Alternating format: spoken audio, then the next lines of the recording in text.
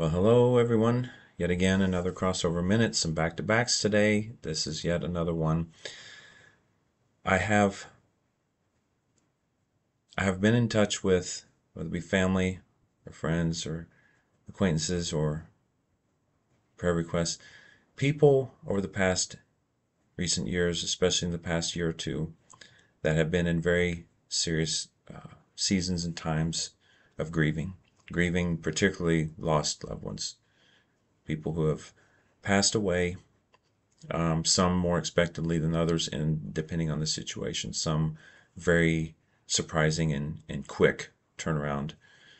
And there's for those of us who are in grieving this type of thing is not something that we just eventually get over and okay, we're okay now. When there was a true deep connection with that person, grieving is something that you process through, hopefully healthily, in such a way that you learn how to live with the new reality. So you don't get over it, you just get through it. And you learn how to live, managing that love, the fact that you grieve is somewhat proportional, to some degree at least, with your love and bond with that person. If you wouldn't feel this way if you didn't really care for them, if you didn't really love them and have a close bond with them. It's just the way it is. And so that's okay. What you're experiencing even years later, not just months later, is normal and okay, including things that seems like you've already gone through earlier on. And it's like, why am I going through this again? I thought I was past at least this part. That's normal. There's not only multiple stages of grieving, but they're not linear, and they're not orderly, and they're not just one-offs. Those stages and cycles repeat or go back through. You go back through some of them again and again, some more than others. And what can tend to happen is fatigue. You can get tired of grieving. You can get tired of having to experience a hard emotion again. You get tired of tears. You get tired of to the point to where you start to try to do things that steer you away or distract you from it and put it off or forget about it. And that's okay to balance life, but we can't keep doing that to the point to where we're not taking any time with it, in as much as we have more to process emotionally. What am I saying? Well, there's a time when someone who's gone through physical trauma, you have to go to the emergency room. You may have more than one surgery. You may have a hospital stay, and you'll have some therapy or some rehab or whatever. But there's a certain point to where the person may say, I'm tired of all this. I'm okay now. I can walk around. I can get around better.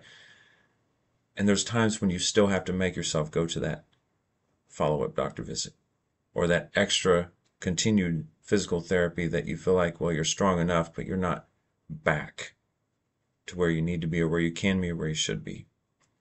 And we have to still go back to the doctor, still go back to physical training or whatever we have injured that is being rehabbed or restored.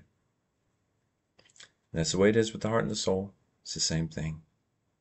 Depending on the type of grieving or the type of trauma, the extent and the type and the processing through that with God and with people with the right kind of settings can vary. And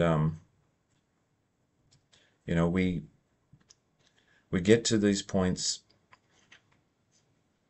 where if we don't process these things well, it can become very unhealthy, it can even become toxic. It's just like cleansing, a physical cleanse from a virus or from an infection, or if a physical trauma, open wound trauma, had also some infection in there, things had to be properly, thoroughly cleansed out and mended, healed, and strengthened and worked out. Our heart and our soul is very parallel to that, the condition and caretaking thereof. And so I encourage you, I know it can get old sometimes. It doesn't have to be all completely laid out and poured out like other times, but allow your heart to just take a moment still.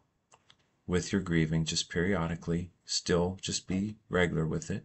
May not have to be as deep or as long, but allow your heart to just sit for a moment with God and allow Him to do His work in those areas of your heart. And you'll find refreshing. You'll find rivers of life just moving through you, and you'll find His peace and His strength continuing to mend and restore your soul. You'll find just new places of intimacy with God and new insights that God may show you in those times as well. Take time with that. I know it's fatiguing. Take the opportunity to give the fatigue to Him in that moment. And it's part of your intimacy and your walk with God in the process. Until next time, catch you soon.